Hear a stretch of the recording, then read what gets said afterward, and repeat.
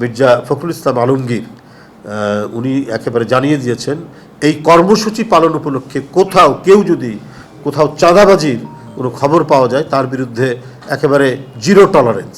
এবং শাহাদাত বার্ষিকী উপলক্ষে অঙ্গ সহযোগী সংগঠনরা তারা আবার নিজেদের উদ্যোগেও পোস্টার প্রকাশ করবেন।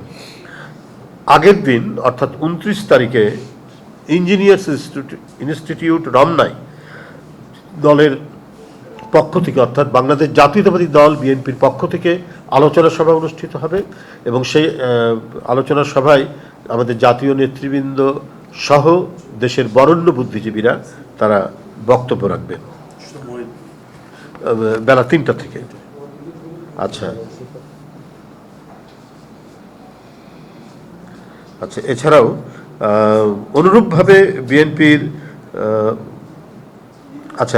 দিবসটি উপলক্ষে ঢাকা মহানগর উত্তর দক্ষিণ তারা বিভিন্ন থানায় এবং ওয়ার্ডে চাল ডাল সহ বিভিন্ন খাদ্য সামগ্রী বিতরণ করবেন এবং কাপড়ও বিতরণ করবেন। আচ্ছা, অনুরূপভাবে বিএনপির উদ্যোগে শহীদ রাষ্ট্রপতি জিয়াউর রহমানের 44তম শাহাদাত বার্ষিকী পালনের জন্য সারা দেশ জেলা ও মহানগরী সহ সকল ইউনিট এবং উক্ত ইউনিটসমূহের অধীনস্থ সকল ইউনিট কার্যালয়ে 30 মে ভোর 6টায় দলীয় পতাকা অর্ধনমিতকরণ ও কালো পতাকা উত্তোলন এবং নিজ নিজ এলাকার সুবিধা অনুযায়ী আলোচনা সভা, দোয়া মাহফিল ও দুস্থদের মাঝে কাপড়, রান্না করা খাবার বিতরণ, বিভিন্ন যে কর্মসূচি গ্রহণ করা হয় সে কর্মসূচি তারা গ্রহণ করবেন। এছাড়াও এখানে আলোচনা সভায় যে সিদ্ধান্তটি হয়েছে কর্মসূচির সাথে আরও যুক্ত থাকবে, যেমন জাতীয়তাবাদী ওলামা দল তারা একটা গণদোয়ার আয়োজন করবে, জাসাস তারা এফডিসির সামনে কাঙালি ভোজ দেবে, এছাড়াও তারা আলোকচিত্র প্রদর্শনী করবে 31 তারিখে। মহিলা দল 25 তারিখে এই দিবসটি উপলক্ষে আলোচনা সভা করবে এবং তারা শহীদ নারীদের বিষয়ে শহীদ জিয়ার যে অবদান শীর্ষক তাদের এই আলোচনা সভা বা সেমিনারটি হবে। তাঁতি দল উত্তর তাঁতি দল এবং দক্ষিণ তাঁতি দল তারা দরিদ্র ভোজনের বিভিন্ন কর্মসূচি গ্রহণ করবে। ঢাকা মহানগর উত্তর বিএনপির সকল মসজিদে দোয়া থাকবে, এটা হচ্ছে আরও এক্সট্রা তাদের প্রোগ্রাম।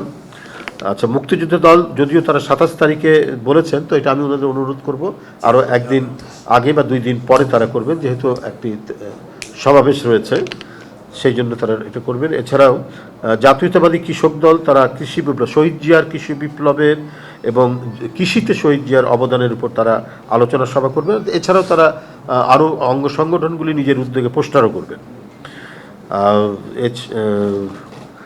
আচ্ছা, স্বেচ্ছাসেবক দলও তারা খাদ্য সামগ্রী বিতরণ, আলোচনা সভা, রক্তদান অনুষ্ঠান এগুলো কর্মসূচি করবে।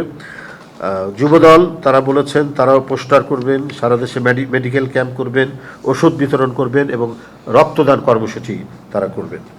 আচ্ছা, আমাদের যুগ্ম মহাসচিব বৃন্দ যারা উপস্থিত ছিলেন তারাও বিভিন্ন পরামর্শ দিয়েছেন, সেটা হচ্ছে যে তার কর্মময় জীবনের উপর আলোচনার কথা তারা বলেছেন। আমাদের এটা অ্যাডভোকেট সালাম সাহেব বলেছেন এবং শহীদুদ্দিন চৌধুরী অ্যানি বলেছেন।